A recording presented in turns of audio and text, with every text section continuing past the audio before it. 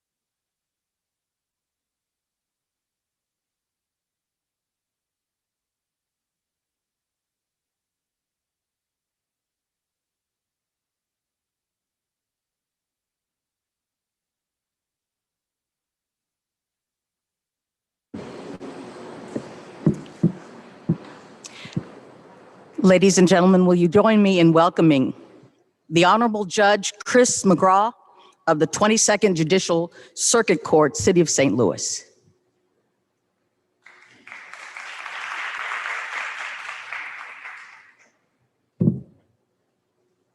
Thank you. It is truly an honor to be here today to administer these oaths. I tell people often the best thing about being a judge is marrying people and administering oaths. The rest of it you could probably get anybody else to do, but that is the best part about being a judge. Okay. I don't have a list here of so whoever's up first here.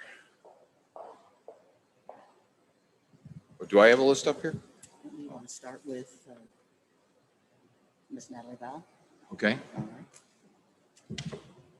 Natalie, do we have you? No? Natalie? I guess we're doing it alphabetically.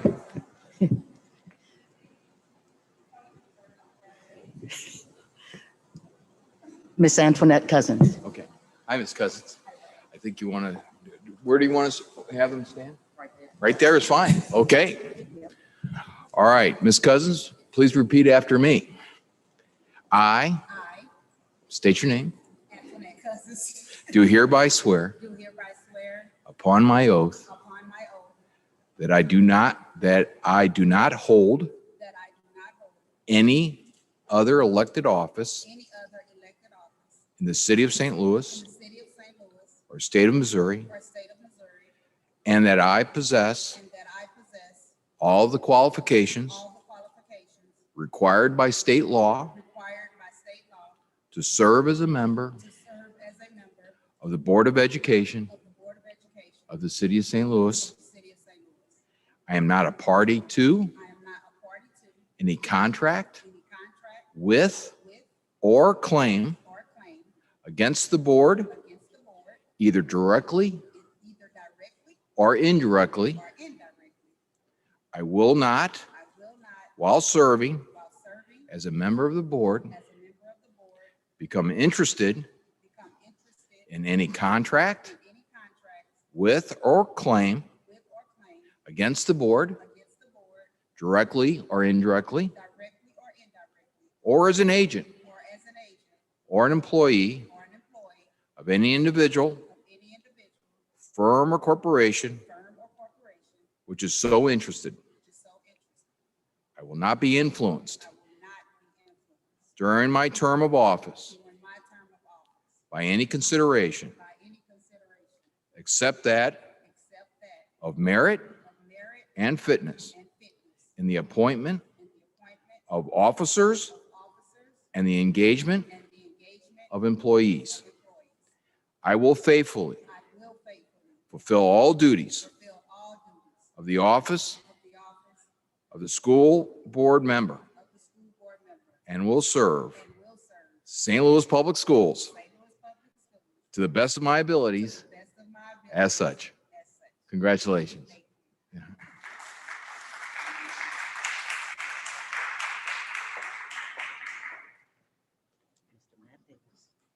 Mr. Matt Davis is our next contestant. I hope you were paying attention there, Mr. Davis. Now you're going to have to do it by memory.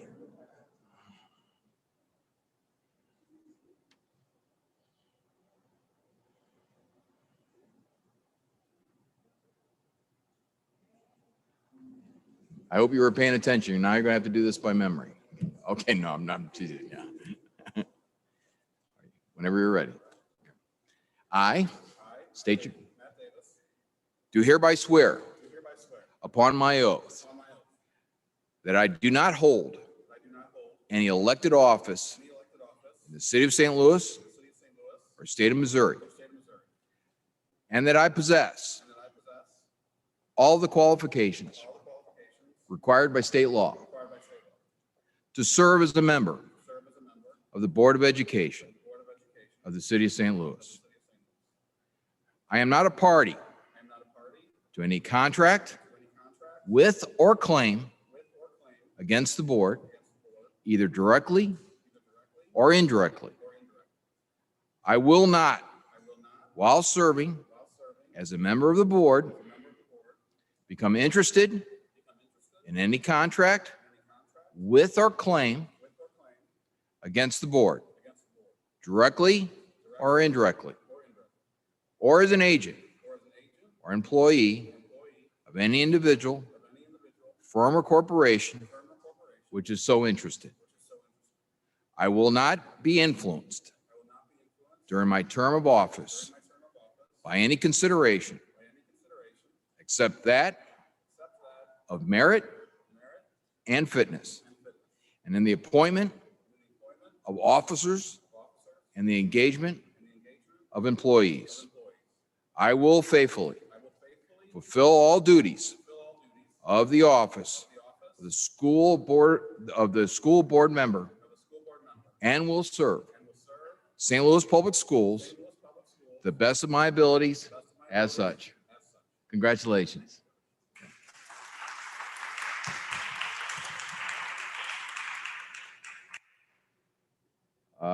Miss Vowell? Vowell? Am I pronouncing that correctly?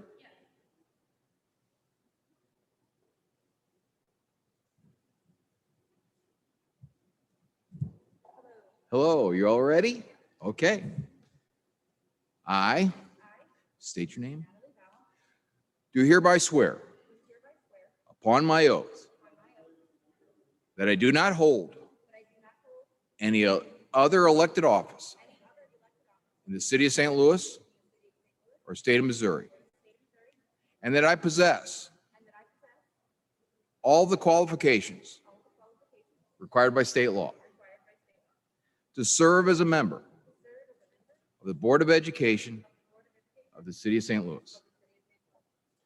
I am not a party to any contract with or claim against the board, either directly or indirectly. I will not, while serving as a member of the board, become interested in any contract with or claim against the board, directly or indirectly, or as an agent or an employee of any individual, firm, or corporation which is so interested. I will not be influenced during my term of office by any consideration except that of merit and fitness in the appointment of officers and the engagement of employees. I will faithfully fulfill all duties of the office of the school board member and will serve St. Louis Public Schools to the best of my abilities as such. Congratulations.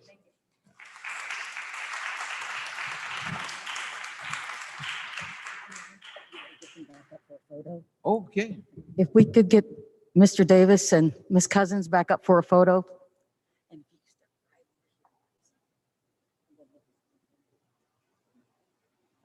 You want my mask on?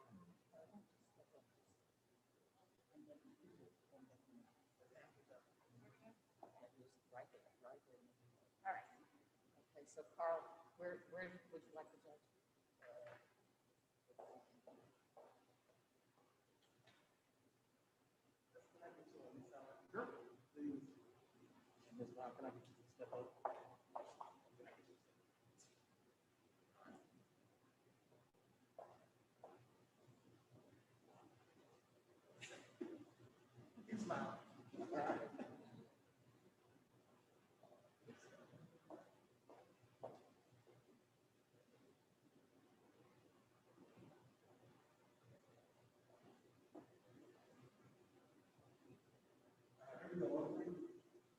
As far as you need to go back to make you look skinny.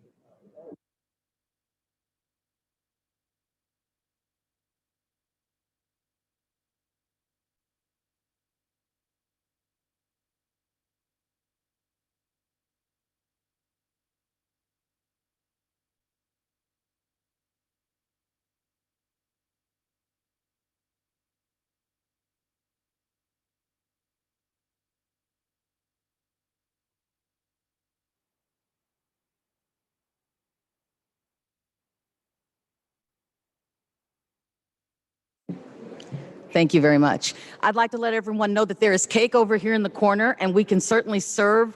The board meeting starts at 6:30, but we can also make sure that you have cake to take home with you tonight. So however you prefer to enjoy, we will have this ready for you, and we'd be happy to cut for you. Thank you very much.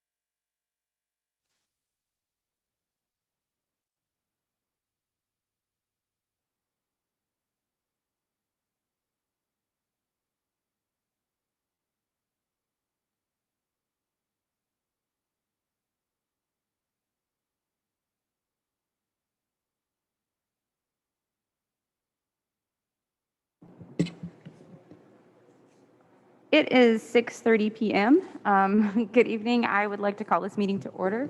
Ms. Williams, would you call roll, please? Ms. Fowle, Present. Ms. Jones, Here. Ms. Cousins,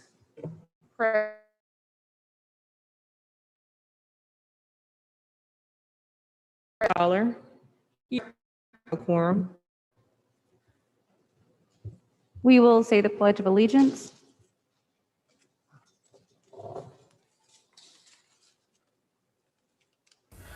I pledge allegiance to the flag of the United States of America and to the republic for which it stands, one nation, under God, indivisible, with liberty and justice for all. The first item on our agenda is board officer elections. Dr. Adams will be chairing the meeting for the election portion of our meeting for the new president, and after that is finished, the new president will chair the remainder of the meeting.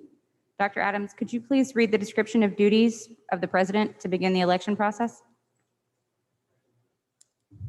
Thank you. The duties of the officers, members, employees, and agents shall be defined by the state law and bylaws, policies, and regulations for the president. It shall be the duty of the president to preside at all meetings of the board, preserve order, enforce rules, sign all bonds, letters, agreements, deeds, and leases ordered to be executed by the board, and appoint the chairpersons and members of standing and ad hoc committees. The president of the board shall serve as an ex officio member of any and all standing and ad hoc committees of the board. The president shall appoint the board's representatives to professional organizations in which the board holds membership. It shall also be the duty of the president to act as ex officio member of the Board of Trustees of the Missouri Garden pursuant to the provisions of the last will and testament of the late Henry Shaw. It shall be the duty of the president each year immediately after the selection of a depository of the Board of Education for the succeeding year to notify the treasurer of the state of Missouri and the collector of revenue of the city of St. Louis to make all payments of money appropriated, belonging, or distributed to this board to said depository as indicated by board approval. Are there any questions or discussions on the role of the president at this time by any board members? At this point in time, the floor is open for nominations for the board, for the president of the Board of Education. Dr. Adams, I'd like to nominate Dr. Joyce Roberts as president. A second. It's been moved and seconded that Dr. Joyce Roberts will be voted on as president. Are there any other nominations at this time?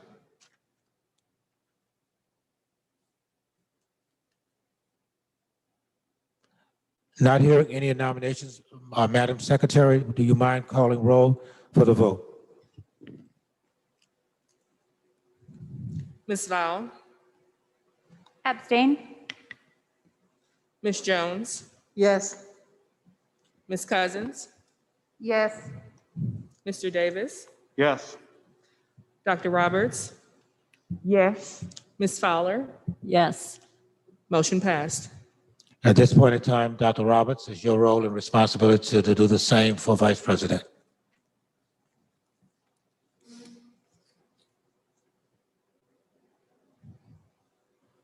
I'd like to open up the floor for nominations for the position of Vice President of the Board of Education of the City of St. Louis. I think you first have to read the job description for that Okay. particular position. Okay. Duties of the Vice President. In the absence of the President, the Vice President shall serve as President pro tem and perform the duties of the President. In case of a vacancy in the presidency through death, disability, absence from the country, or other situations rendering the elected president unable or unavailable to perform the duties of the office, the vice president shall serve as president pro tem until the president resumes the office or the board declares the office vacant and elects the president to serve out the term.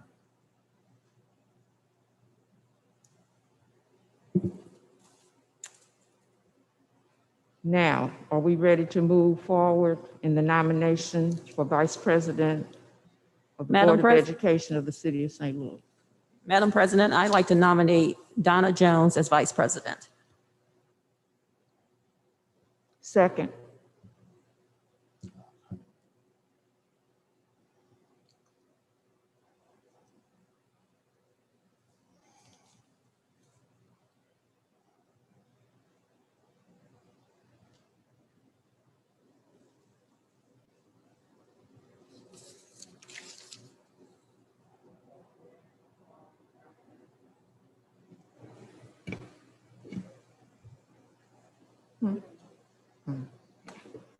Is there any other nominations for the office of Vice President? Hearing none, can we call for the vote? Ms. Vowell, Donna Jones, Ms. Jones, Yes. Ms. Cousins, Yes. Mr. Davis, Yes. Dr. Roberts, Yes. Ms. Fowler, Yes. motion passed.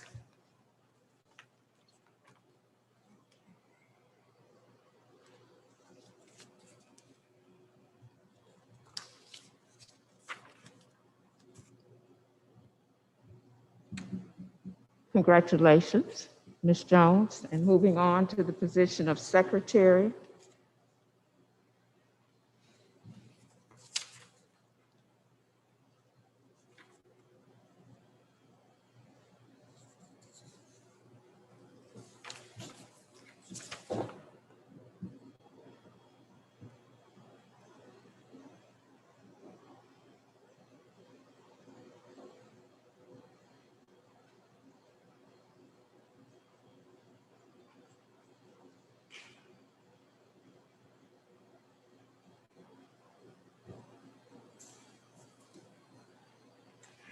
The Secretary shall execute such documents and perform such acts as are required to be executed and performed only by an officer appointed by and directly responsible to the board.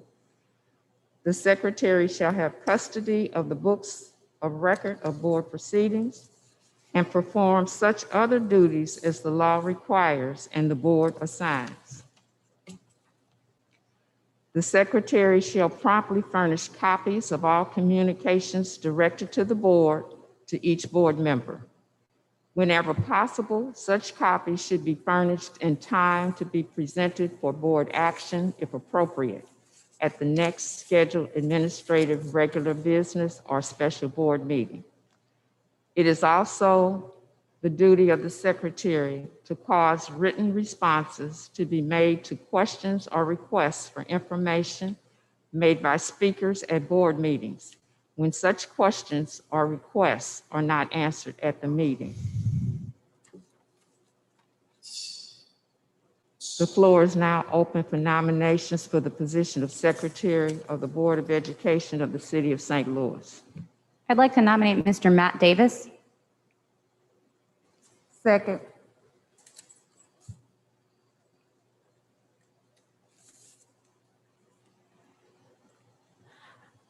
I'd like to nominate Natalie Vowell, but she could decline. Well, technically, there's no declining, but I hope that everyone will vote for Mr. Davis.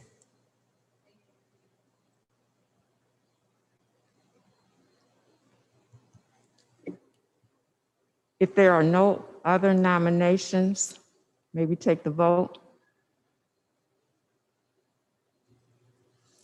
This vote is for Mr. Davis, Ms. Vowell, Matt Davis, Ms. Jones, I'm trying to understand it. Are there two people running? I was nominated by Regina, but I hope everyone votes for Matt. Okay. I Yes. think technically it says nominees must accept the nomination under 3C. So I couldn't decline, but I would encourage you to Yes. choose Mr. Davis. Ms. Cousins, Yes. Mr. Davis, Yes. Dr. Roberts, Matt Davis, yes. Ms. Fowler, Yes. motion passed.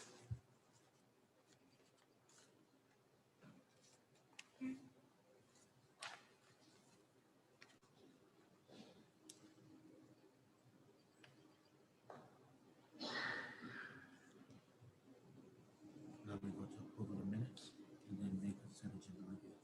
Make a presentation by me. Okay. Thank you for your patience. I'll get better at this over time. We're going to proceed to the approval of minutes. March 30th, 2021, and April 13th, 2021. Questions? Okay. Can we put forth a motion to approve the minutes of March 30th, 2021? I make a motion that we approve the minutes of March 30th, 2021 as presented.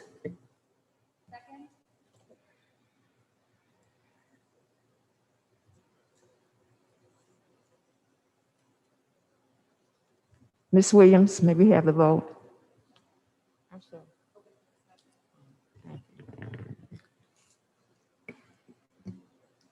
It's now open for discussion.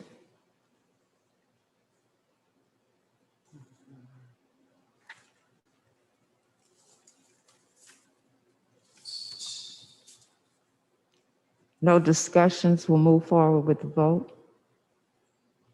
Ms. Fowle, Yes. Ms. Jones, Yes. Ms. Cousins, Yes. Mr. Davis, Yes. Dr. Roberts, Yes. Ms. Fowler, Yes. motion passed. Put forth a motion for approval of the minutes of April 13th, 2021. I make a motion that we approve the minutes of April 13th, 2021 as presented. Ms. Williams, the vote, please. Any discussion?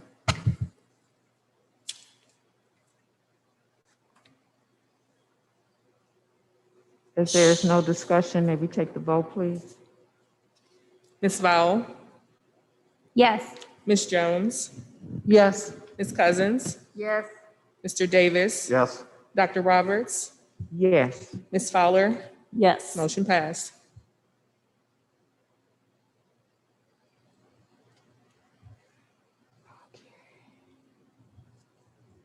Let's move on to the May consent agenda.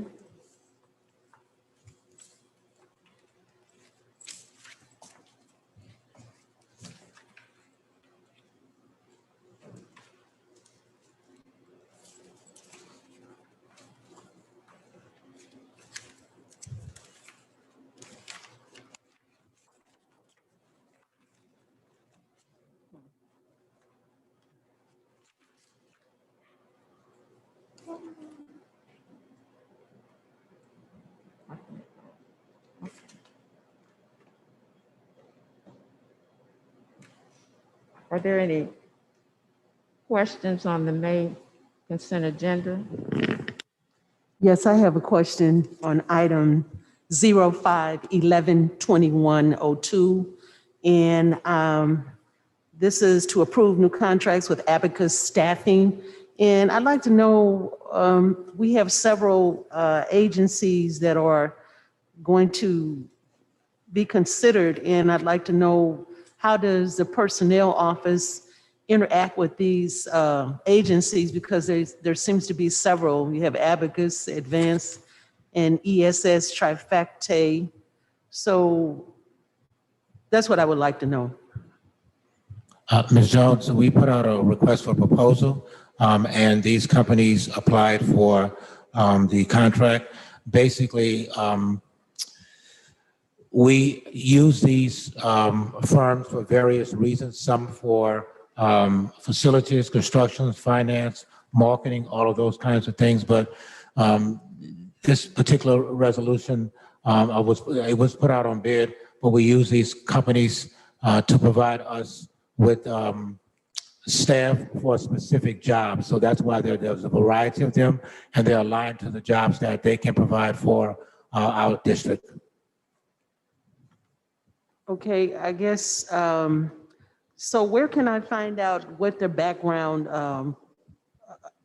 how they performed at other districts, or since there's so many of them? I can get you the background information on all of the companies that have applied, that we are looking to contract prior to the next meeting on the 11th. So you're not voting on this until 2 weeks from tonight. And so I can provide you with any background information you want to have on any one of them. All right, thank you. Yes, ma'am. Are there any other questions for the agenda before we move to approval? Yes, I had another question on 05/11/2106. And I'd like to have a better understanding of what near North Side choice grants are. And I was concerned because I didn't see any schools north of Highway 70 named in this particular grant. And so how does one qualify to receive this grant? What schools? This is a specific area of the city that has been identified by the federal government. Urban Strategies writes a grant and asks us to partner with them, but the area has been defined by the federal government, and the grant, Urban Strategies, that supports this particular area encompasses those schools that are in that very specific area. To the borders of that area and the grant background in terms of how the choice neighborhood was selected. But it is designated by the federal government, not by us. Okay, so none of the schools like Nance and Wallbridge qualify for any of that? That's right. They will be outside of the area that has been defined by the federal government as a choice neighborhood. I guess I want to find out what are the qualifications to be a choice neighborhood? I'll get the research and provide it to you before the next meeting. I don't have it in front of me, but there are some guidelines that determine what a choice neighborhood is, and I can provide that to you. Thank you. And I have a question on 05/11/2110. No, okay, no. 05/11/2109. Where's the funding for the board? I understand that this is for phones, for the phone service for the district. So are the board phones included in that, or does it come out the board budget? Mrs. Fenoy, it's my understanding that all phones are included in this particular item, but I'll let Ms. Fenoy. So that specific line item is for the landline phones. There is one for the cell phones that's separate, and everyone's cell phone, whether you're a board member or employee, comes out of that cell phone board resolution. So number 9 would be for the phones that are in buildings and district office, the landlines that we actually call. And the other item, number 10, would be for all cell phones. And what she's indicating is that all cell phones are covered by this particular item, whether they're board, district, or whoever gets a cell phone. Okay, thank you. And I have a question on 05/11/2115. And this is in regards to to approve a sole source contract with Gaggle for email monitoring and archiving of students' emails address. So how long after a student graduates does the agency maintain that information about our students, and how does the district utilize this information or this data? Ms. Fenoy? So even though students have graduated, we have never turned their email off. So if they use an email address through SLPS at a college, and if they have something about bullying or harassment or suicide, then this would also monitor active students and inactive students. Okay. Thank you.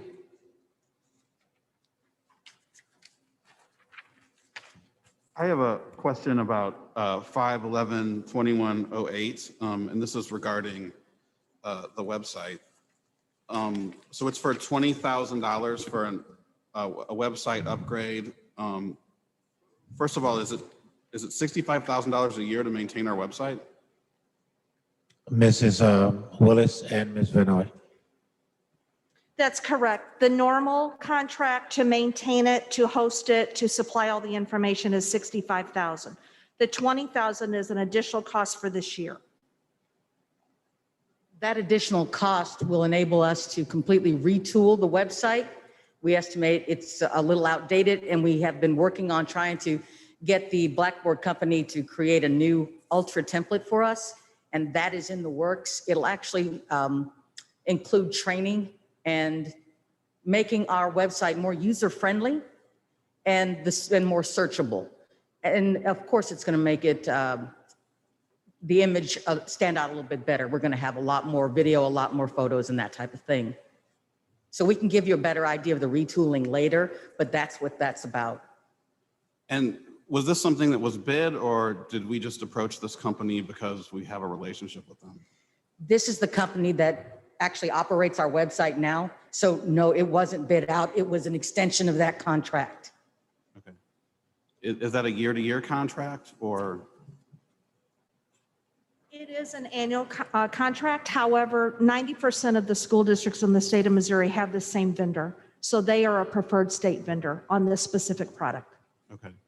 And by being a preferred state vendor, do we get a discount or any special consideration, or is that something that's bid by DESE? And It's actually bid by us whenever we need to. It's not off of the off of the state government. It's something that we can bid, but it's similar to our student information system. It's the one that the majority of the districts in the state use, and so we just tag onto that. But Okay. we could certainly use a different vendor if we needed to.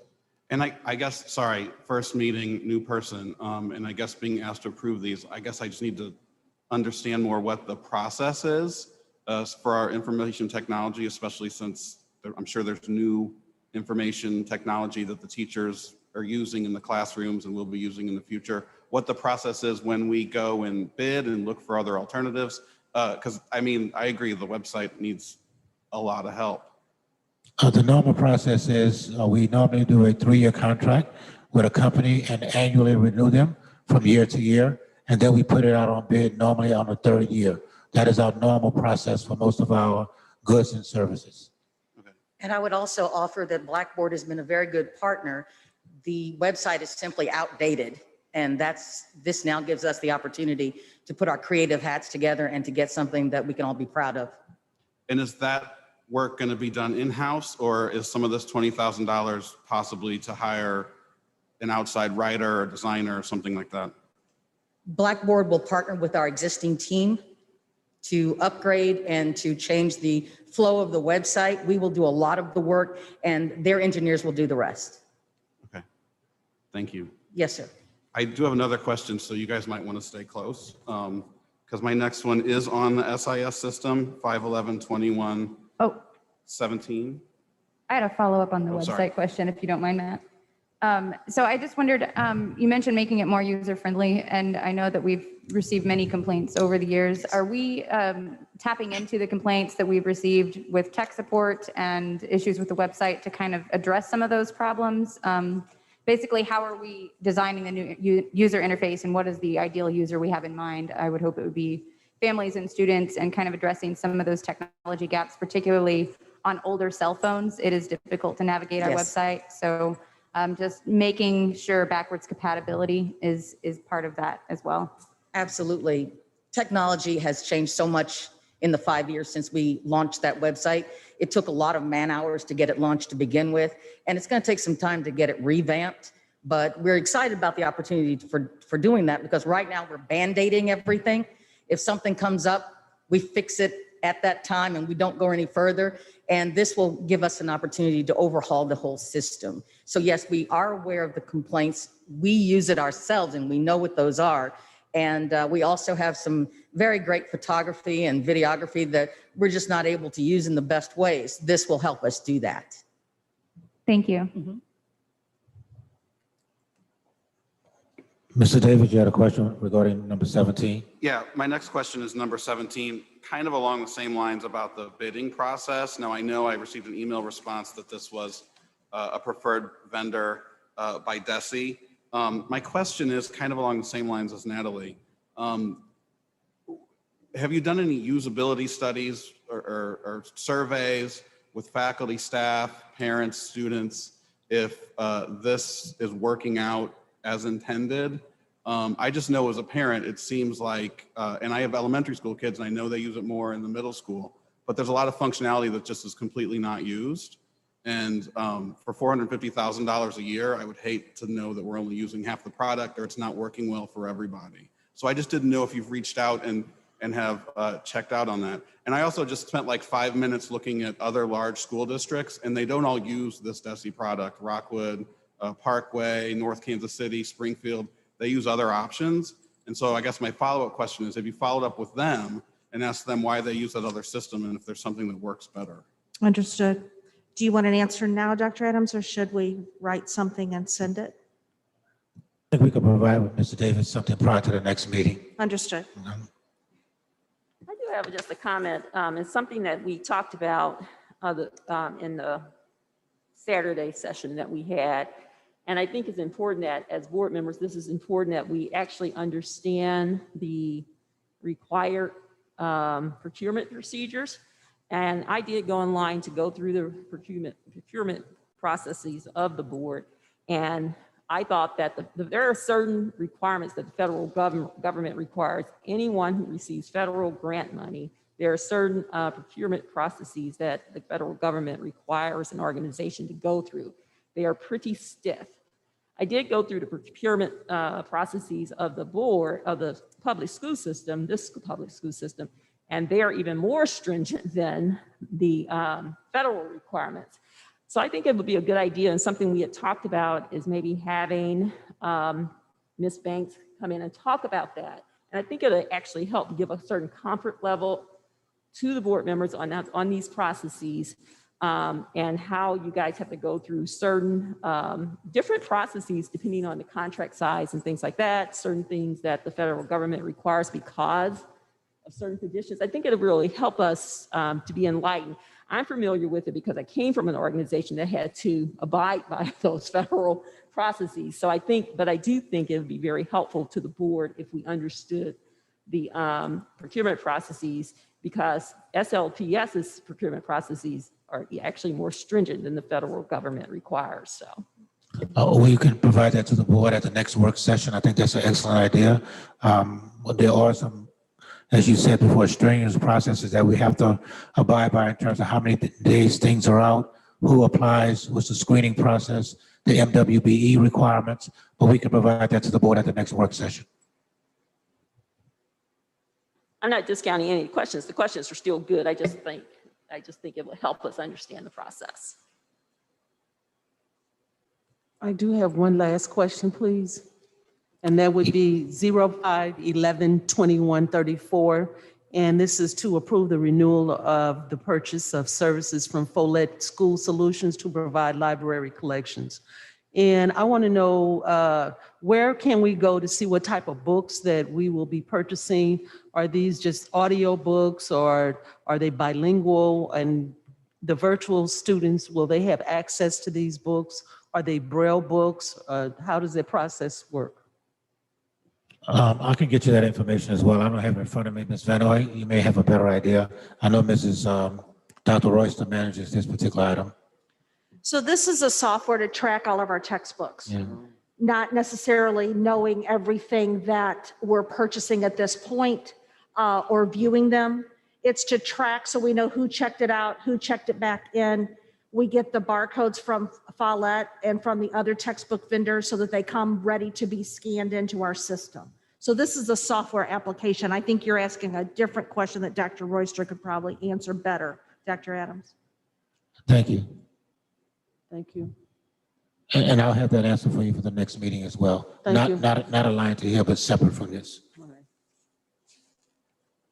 I had one more if I could, and it's probably more of a comment than a question, but it's on 5/11/2140. This is the agreement with Arches to provide after-school programs. I mean, this is great. They're a great partner. I know they do great work. I guess my comment is more about access because it seems in my experience in talking to other people that there is sort of inconsistent access depending on the school that you go to after-school care. There's certainly a void of information. As part of my response to the question, and pointed to a section on the website that had a list of these programs. It wasn't complete. Some of the schools are going to be closed for next year, so it's not updated for next year. It doesn't tell you who to contact. It doesn't tell you the ages that were represented. It doesn't tell you if there is a fee, how much it would be. It doesn't tell you the deadline to do. So all of that stuff is sort of vital information that I know parents have to go sort of on a wild goose chase sometimes to find. And I guess my other question, that was a comment, this is a question. My question is, have we examined where gaps are for parents, for after school or before school care in terms of age, or if there's a limit on the number of kids, or if it is cost? Middle schools have different systems than elementary schools. On Saturday, there was a meeting with these type providers that was held by Will Pickney with the city, and all of the providers were there. Part of the conversation was a conversation about identifying gaps and also determining how to use some of the dollars that districts and the city has as it relates to having services for kids. Part of that meeting showed maps that were on the wall with those gaps in red, such that as we plan for the summer, we start looking at the gaps. So there are some conversations taking place around the gaps that do exist in the city for services for kids. You are correct. There are areas where there are no services at all for kids, and also not just on the city side, but also on the school side, to see how we can leverage some of our schools in a unique and different kind of way. There's another meeting, and this has been a series of meetings, but the intent is that by the summer of this year, we will have a better plan for where the gaps are, how to support kids from 8 until 8 every single day, as well as carrying that out through next school year in light of the kind of violence that's happening in the city and the kind of lack of resources for kids. So to answer your question, in the short answer is yes. I can give you some more details once we complete this process. Judy King is our point of contact for after school. I will get some answers to you relative to the first question about what we're doing in terms of that communication piece.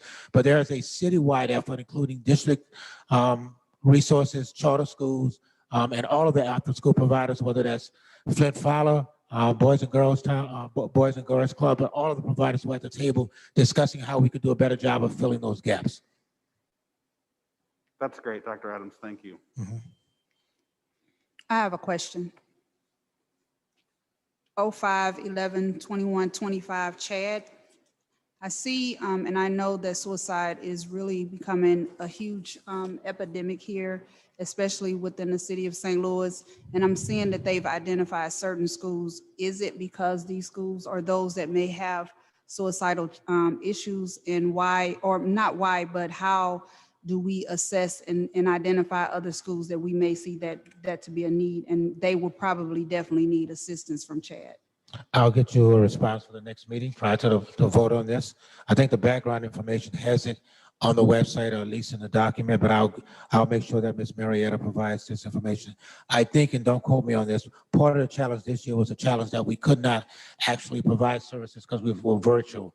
And so we don't have a lot of data relative to this, if I remember correctly, but I'll make sure that I'll get a response to you prior to the next meeting. And my last one is 05-11-21-23, the behavioral health response program. Is that again just targeted to a certain area, or how are we able to assess that particular need? Because I know basically I'm trying to get a better understanding of what exactly does that look like. We're working with our community and the populations that we're serving. I'll get you an answer to that as well. Thank you. I had a question on 5-11-21-43.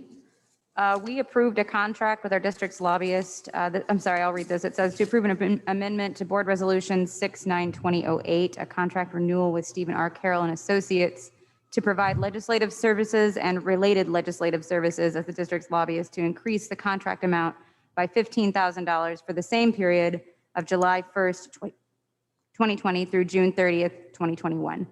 If approved, the total amount of the contract will be $98,000. This service supports Pillar 1 excellent schools and financial stability. I'm just wondering why the reason for the $15,000 increase and why it's coming so late. Yes, ma'am, I'll cover that. The contract allows presently for the $15,000. The lobbyist has never used the $15,000.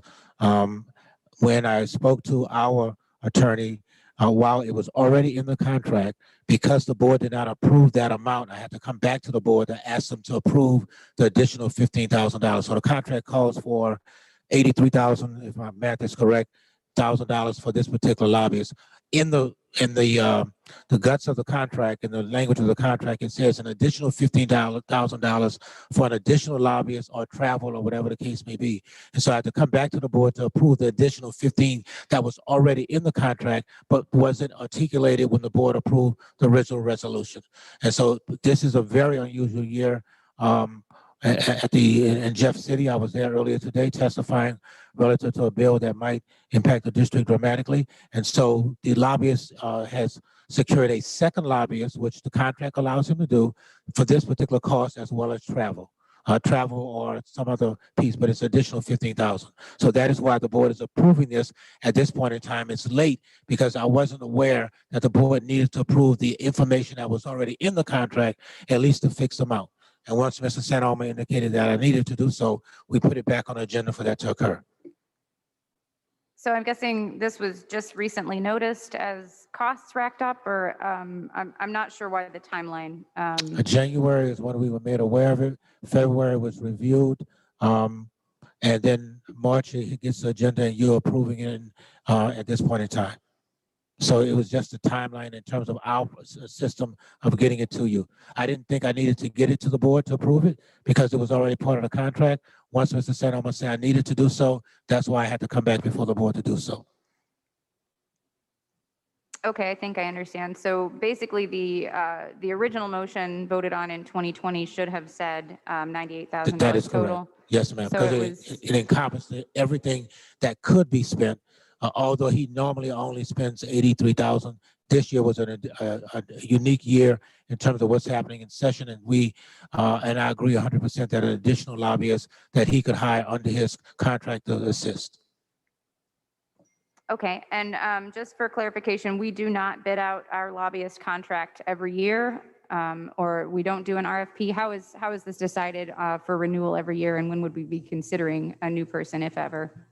I think the board president asked the question to the board relative to this several months ago. There was no feedback about putting it out on bid, and so that's how the contract came back up. And that's how it is for next year as well. You've already approved the contract 2 meetings ago for next year. If the board wants to put it out on bid, the board has that option to do so. And this particular one has not been, I think, put out on bid for the last 10 or 15 years. Thank you. You're welcome. Just have a quick follow-up to the lobbyists. Is there any way that we can use the services here in the district as we make outreach to our elected officials who are representing us in Jeff City and to parents so that there's some clarity around the big issues that are being voted on in Jeff City?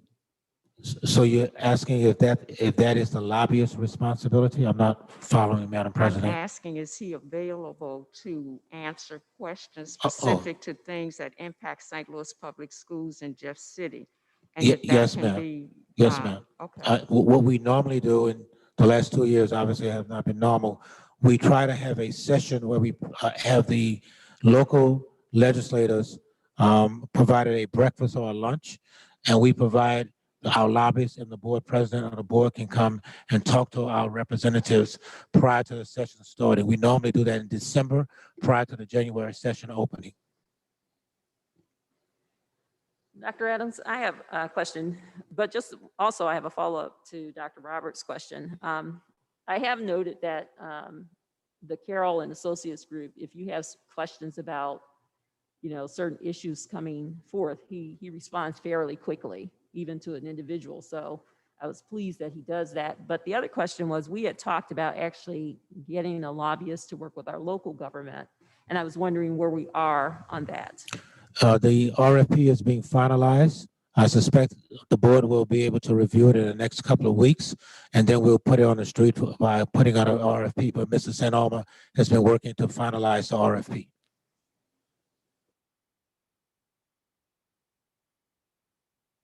So I have a question. So in reference to our local elected officials, we don't have anyone actually representing or working on behalf of St. Louis Public Schools. That is correct. That was the request that the board made at the last meeting to hire a separate lobbyist for local work. We found out through the past, when we closed some schools, there was concerns that we were not necessarily working really close with our local officials, i.e. the new mayor, alderman, and all of those persons. And so TIFs have a major impact on the district. And if we had somebody locally working in that venue, it might reduce the desire for TIFs to take place. And so that is why we are looking at doing a local lobbyist for that purpose. Technically, at this point in time, we do not have anyone interfacing with them on a regular basis. But as board members, until we're able to identify someone, we could serve in that capacity. That is correct. You could obviously reach out to the local officials. And my other question is, I found it interesting that a lot of the elected officials, especially our local elected officials, didn't know that they were no longer funding our CEC buildings or community ed buildings. Some of them were not made aware of that. And I think that's something that's important that we definitely need to put on their radar, especially now with the new budget coming into place. I think that's an excellent point. They have not funded CEC buildings for the last 5 or 6 years.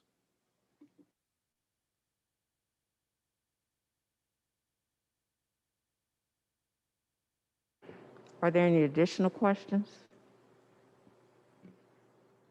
Okay, Dr. Adams' presentation.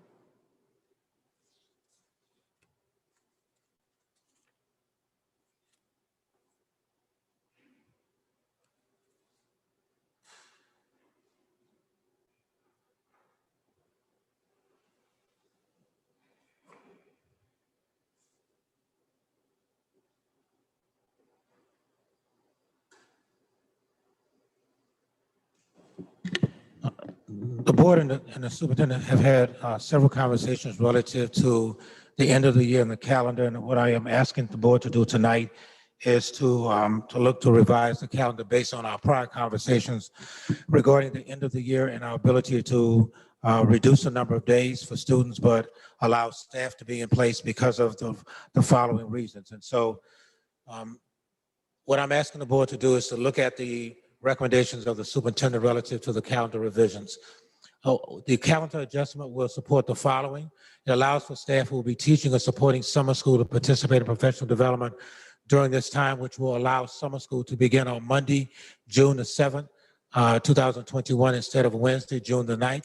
Normally what happens is we close school on the 4th, staff is providing professional development, and then we start summer school 2 days later. This would allow us to encompass that training in one of the 4 days at the end of the year, such that we could actually start summer school a little bit earlier.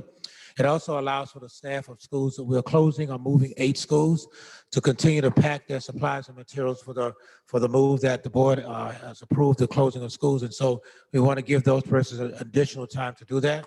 It also allows for professional development of the new reading series and curriculum. The board will be receiving that at the next meeting. A presentation will be done relative to the new reading adoption that we will be recommending, and a full presentation will be provided, but it will allow for professional development to start as early as June and one of those days, as compared to trying to get persons to come back over the summer or doing all of the heavy lifting in the beginning of the year. And lastly, it allows for a focus on dedicated staff wellness day.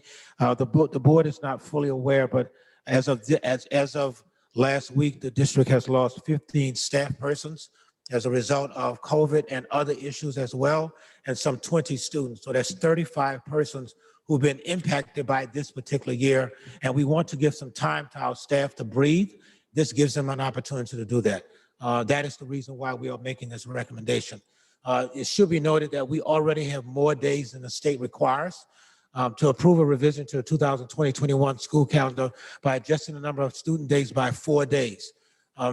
The last day of school will be the Friday, May 28th. The hours required are 1,044. With this revision, we would still have 1,064 hours. The last day for staff will remain as June 4th, 2021.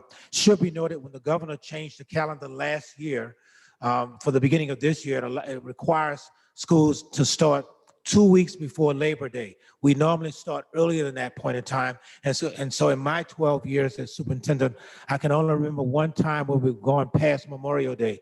It is very difficult to get kids to come back after a late Memorial holiday. And so this will allow us to end the Friday before Memorial Day.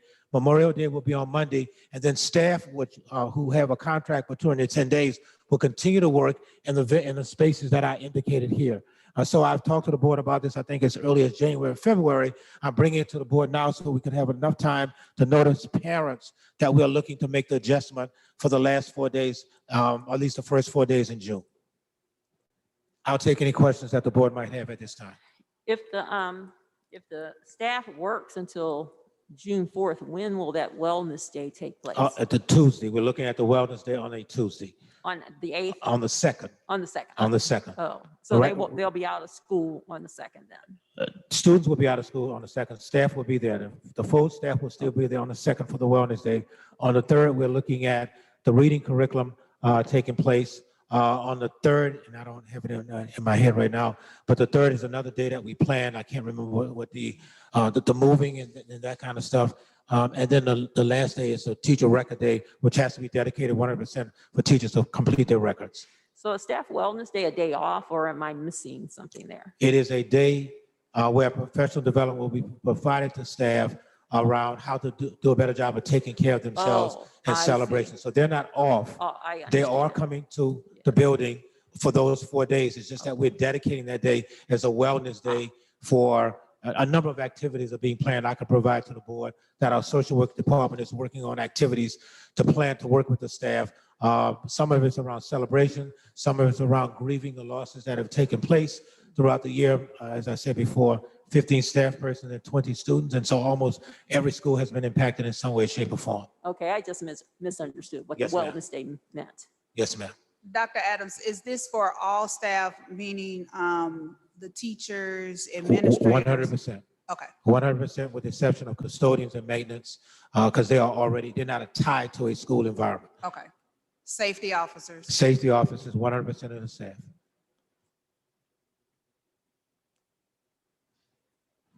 So Dr. Adams, I appreciate this change. I think it makes a lot of sense. And just because I wasn't in the earlier discussions, could you just sort of explain why we're making this decision now and couldn't make it earlier? To be quite honest with you, we could have made it earlier. I didn't bring the recommendation to the board until this time. I was working to make sure that we could actually have something meaningful on these 4 days. We started talking about this, I think, in January, February, when the board approved the calendar for next year. A couple of board members brought up the notion of providing more time for staff for next school year's calendar. I told them we were looking at something for this year. So it could have come, quite frankly, Mr. Davis, as early as the last meeting or the meeting before, but I wanted to be sure that we actually had a really detailed plan that could justify doing so, in addition to the fact that we have to make up days if we have bad weather. As you know, it snowed last Tuesday, and so I'm always leery of waiting as late as possible because there's snow days that we might have to make up, and I may have given up time that we have to go back and then take back if the weather indicated something differently.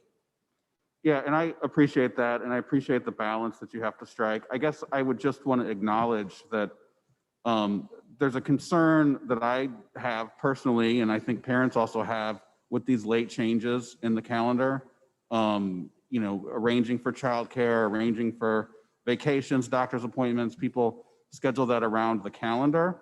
And so I guess I would just ask, as just sort of just a consideration in the future, that when you are looking to make calendar changes mid-year, expediency sort of will help a great deal. A lot of populations in our district for their planning purposes. I realize you've got a balance to do, and I know it's very difficult, but I just wanted to sort of bring that up at this point. Yes, sir, I'll take that into consideration. I want to note that we are required by state policy, state law, to extend the year based on snow days. So we already have built-in snow days at the end of the year, and so the calendar does, while it indicates June 4th, it actually is like June 10th or 11th if we have to make up snow days. But to your point, I will try to make sure that we try to adjust that. I want to be careful also to explain, in the beginning of the year, we had to make some adjustments because of the pandemic, and so we had to make some adjustments on the front end. I will do my best to try to make a recommendation as timely as possible. We've been notified by the health department as late as yesterday that we will have to test all staff prior to them going back. That might have some impact, and we have to do the same thing with students. So I want the board to just to be cognizant, to your point, that we may have to make some adjustments based on information that we get. This one, to your point, could have come about a month earlier than what I'm bringing now. And sorry, just because you brought it up, in terms of snow days, because I think there's some confusion. This year, I thought we were going to do virtual during snow days. That is correct, we did. Is that going to be the plan next year, or have you made that determination? That is anticipated right now. Our ability to get technology in all kids' hands such that they can actually shift to a virtual day will determine a great deal of that. But the answer to the question is yes, that's intended what we can do. I think we have 5 what is called AMI days, 5 AMI days that will allow us to do that. So we do have some 5 days that we could play with for that particular purpose, that the state will allow us to do that. Outside of that 5 days, we can't do it. And so that is the intent right now on this. If it goes beyond 5 days, then we have to do something different. And I'll provide the board, the new board members with that information so you could actually see what the state regulations are regarding that. Are there any other questions? So, Madam President, I would ask that the board would approve, a vote will be taken relative to this recommendation, Dr. Roberts.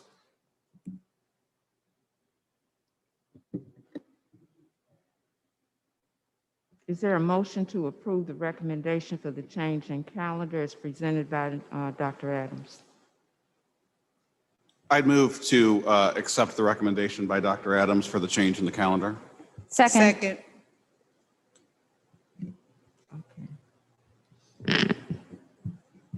I see that Adam has arrived. Or we have to do the vote.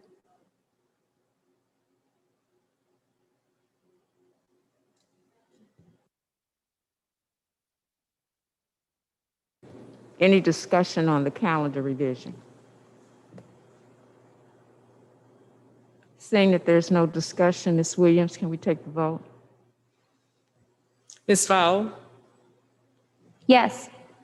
Ms. Jones, Yes. Ms. Cousins, Yes. Mr. Davis, Yes. Dr. Roberts, Yes. Ms. Fowler, Yes. motion passed.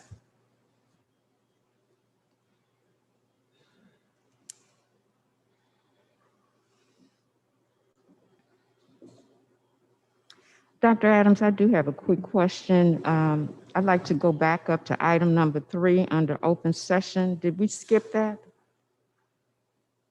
Board member reports, comments, or is that? The calendar was originally scheduled such that Mr. Lane can give his comments. And so now that he's here, he can do so now. That's why we skipped that piece. And then after he does, then everybody else can as well. And I don't have any other items unless the board does.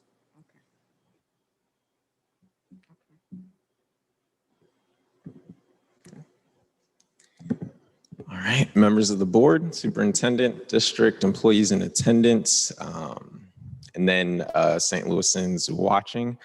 I just wanted to, thank this board and the superintendent for giving me the opportunity to, I guess, sit here one more time and give some closing remarks, mostly gratitude.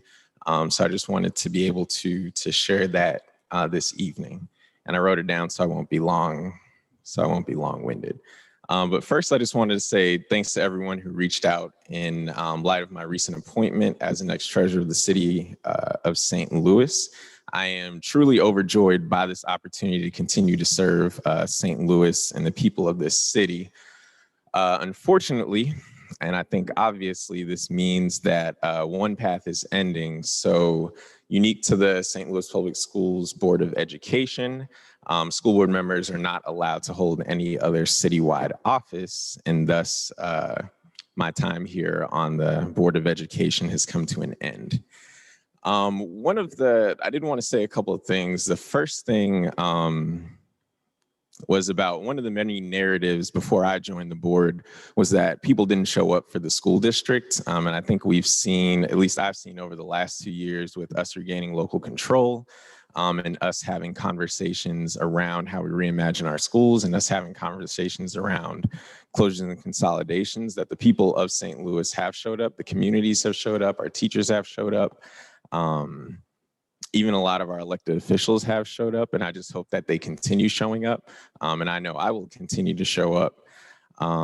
So that's one thing I hope, I know that we can't say right now, that the people don't show up, and I hope it's something that we can continue to say. So I'm grateful for people showing up. I'm grateful for all the calls, all the texts, all the emails in advocacy that I've received during my time here on the board, and I know many of my fellow board members have received as well. When I ran back in 2019, I faced a lot of criticism. People had many reasons, founded or unfounded, not to support me. But my goal since 2019 has not been to prove them wrong. The goal has always been to work and make the best decisions that I can with my 6 fellow board members for this district, boldly, collaboratively, and unapologetically. People will always feel what they feel, but that doesn't stop the work that needs to be done.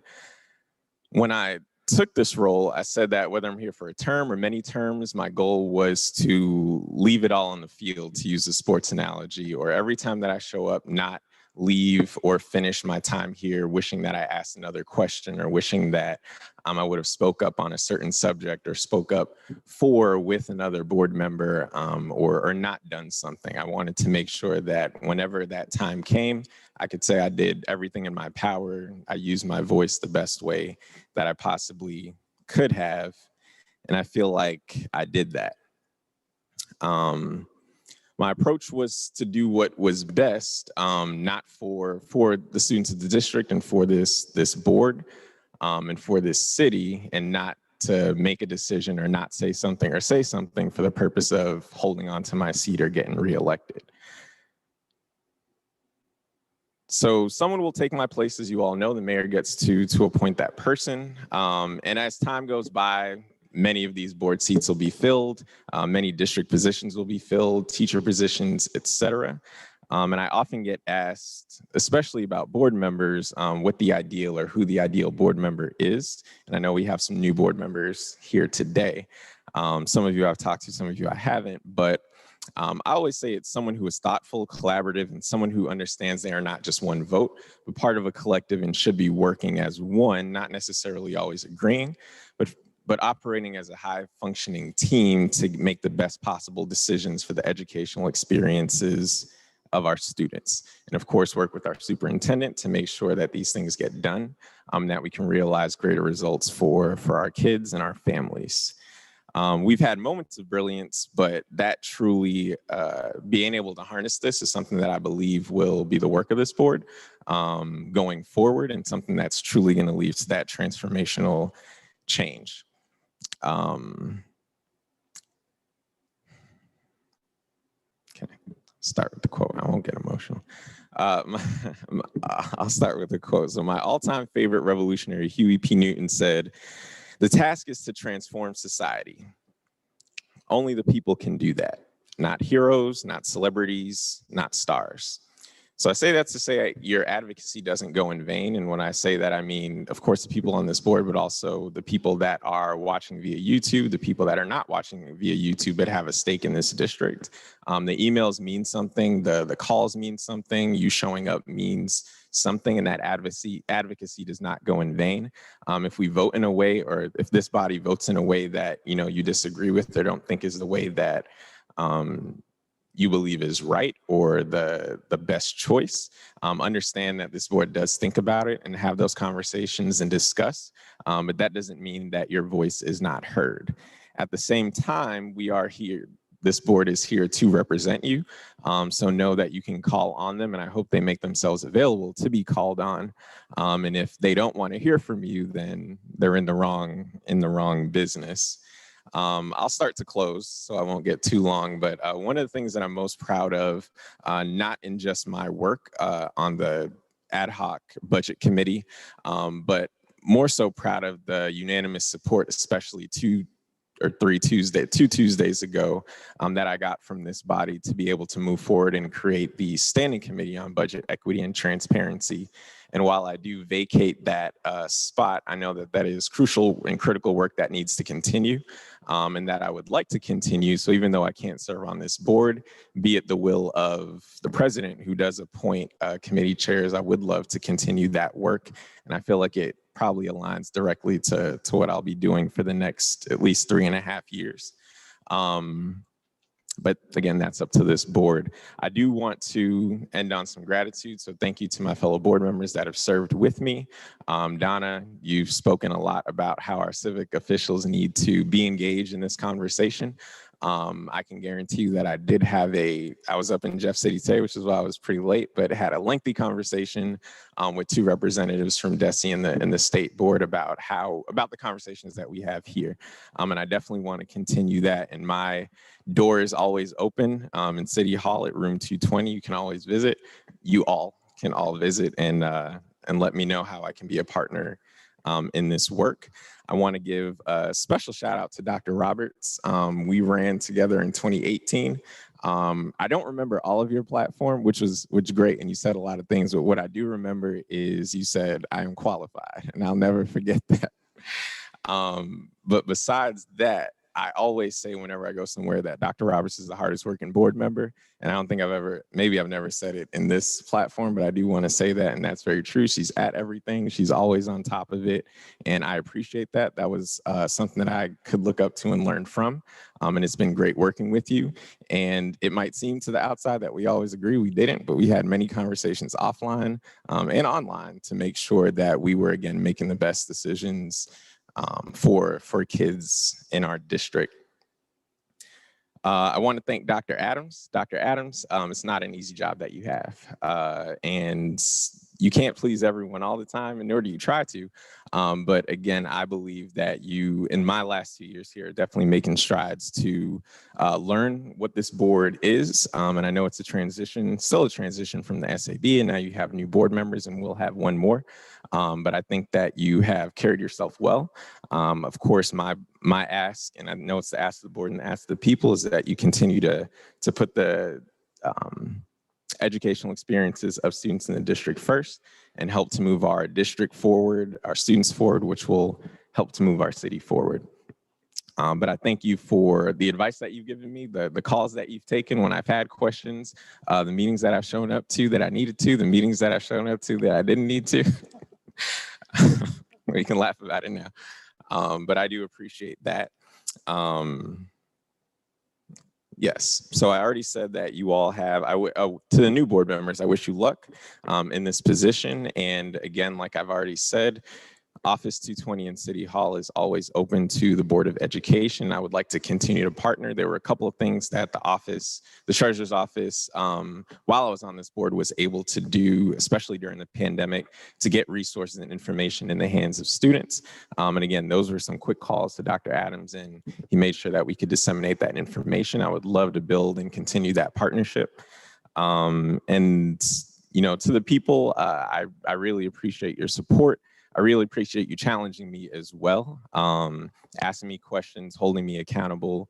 I ask that you continue to do that with the new board members and current board members as well. So to end, I will just leave you with a quote from the renowned philosopher Drake.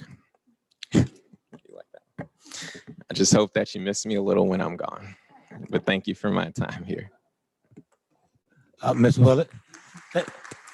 Thank you, Mr. Lane. We have a couple of things to do ourselves for you as well, Ms. Willis. Yes, Mr. Lane. And members of the board, Dr. Adams. I'd like to present this resolution for Adam Lane, sponsored jointly by Alderpersons Jack Kotar, 7th Ward, and Sarah Martin, 11th Ward. Whereas Adam Lane joined the Board of Education of the City of St. Louis in April 2019 and was a key part of the transition of district governance from the Special Administrative Board back to the elected board. And whereas Mr. Lane is a longstanding education advocate who has been driving toward educational equity and excellence since he began his professional career.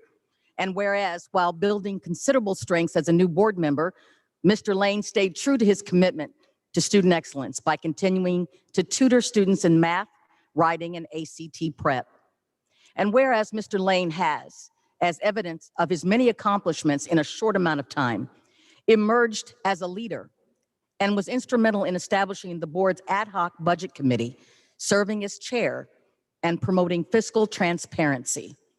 And whereas, consistent with his financial background, Mr. Lane also served as a member of the audit committee, reviewing audits and acting on any recommendations from the district's external auditors.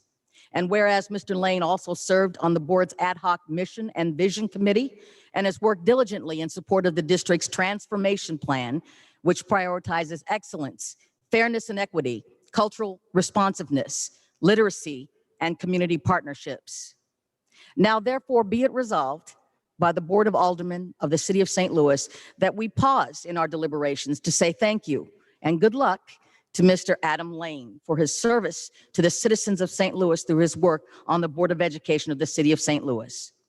We further direct the clerk of this board to spread a copy of this resolution across the minutes of these proceedings and to prepare a commemorative copy to the end that it may be presented to him at a time and place deemed appropriate by the sponsor. And I believe that would be now.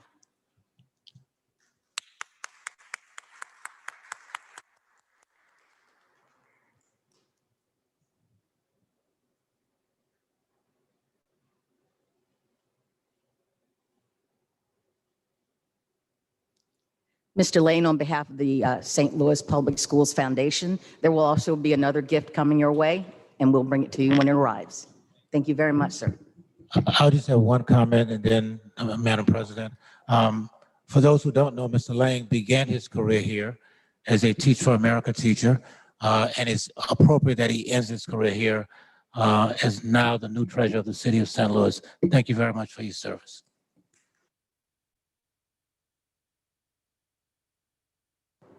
I'd like to just add a few words for Adam. I've learned a great deal from you as well, your tenacity, your forward thinking, your advocacy. And yes, we didn't often agree and we were able to talk about it, but the common denominator was what's in it for the kids, what's best for kids. And that will always drive every decision that I make. It may not sit well with the grown folk, but we are here to serve the young people and to also bring forth the vision and the values of the community people who, the voters, who put us in this seat. So I wish you well.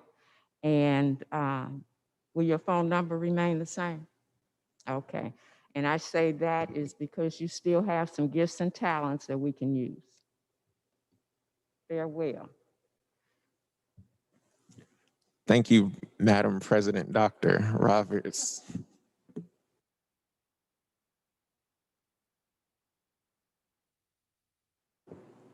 I open the floor up for any board members, if there are any. And if not, I'd like to get a motion to close. Oh, Dr. Roberts, I'd just like to say something real quick, okay? I'd like to say something real quick. Yeah, okay. Some things I just want to remind the board about is, one, Dr. Roberts, if you could ensure that the new members get the vision and mission statements that we did come up with. And also, Dorothy left a listing of committee spots that need to be filled. If next meeting we could get those filled, because we have some very qualified old and new members that we could fill. And I also want us to encourage the board to allow Adam to assume that role on the budget committee, because it was a good committee that he started, and I think he could serve as well. And then finally, I just want to say that I'm excited about, one, congratulations, Adam, that's amazing. I think I'm pleased to see you in your new role. And one thing about it excites me is that I feel that the board now has some serious connections to the city. through you, and I just learned tonight also through a new board member. And I did not realize the connection there. So we all now have an auto person that we could run to when we need it. And we have a direct line to the mayor through Adam, and we should use that as much as we can. So I'm looking forward to it. And I thank you for your words saying that you will be available, because, you know, we'll take advantage of it and you tell us when to stop, okay? I'd like to say something, please. I want to thank you so much, Adam, for all the hard work that you put in on the budget committee, and you have been a breath of fresh air as far as transparency is concerned. And I'm really kind of very excited. There are a lot of things that have changed during 2021. And I wasn't so sure at first, and I was pretty sad just seeing things change, but God knows what's best for everything. And I'm so glad to see the changes that have occurred in the city of St. Louis, and I'm looking forward to seeing the great things you're going to do in the treasurer's office. Thank you. And before we close, and thank you so much. Do you mind if I say something? Go ahead. So you mentioned people had some concerns about you when you ran, and I was one of the people that said, you know what, give him a chance. We need a young Black man on the board. And I appreciate you always lending that voice, because that is a great portion of our students, and we need someone like that. So I'll be sad to see you go. We need that perspective, and hopefully we can keep that door open, that possibility. Thank you for your service. Okay, is it safe? Okay, Regina, thank you so much for reminding me about the vision and mission. I did bring tonight not only the mission and vision, but several other documents that I think will work as we move forward as a collective board and put us on the path to making sure that student achievement is our top priority. And I'd like to make sure that everyone gets these documents before they leave this evening.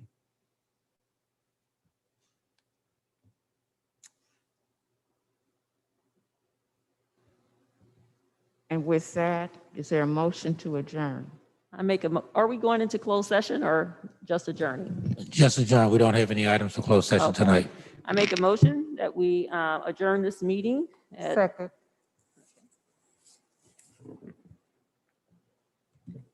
It has been moved and seconded. Ms. Williams? Ms. Val, Yes. Ms. Jones, Yes? Ms. Cousins, Yes. Mr. Davis, Yes. Dr. Roberts,